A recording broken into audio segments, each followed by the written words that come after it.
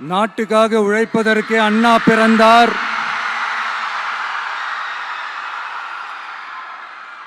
பொது நலத்தில் தானே நாள் முழுக்க கண்ணா இருந்தார்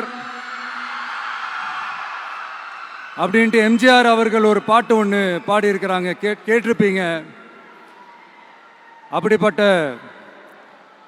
நம்ம காஞ்சி தலைவர் அறிஞர் அண்ணா அவர்கள் பிறந்த மாவட்டம் தான் இந்த காஞ்சிபுரம் மாவட்டம்.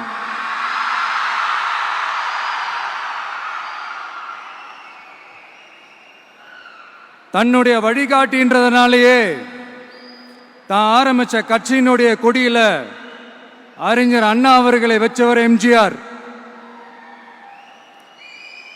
ஆனா அறிஞர் அண்ணா அவர்கள் ஆரம்பிச்ச அந்த கட்சியை அதுக்கப்புறம் கைப்பற்றினவங்க என்னெல்லாம் பண்றாங்கன்னு நான் சொல்லிதான் உங்களுக்கு தெரியணுமா என்ன?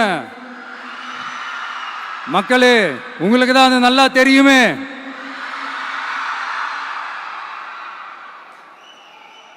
தனிப்பட்ட முறையில் எங்களுக்கும் அவங்களுக்கும் எந்த பிரச்சனையும் கிடையாதுங்க.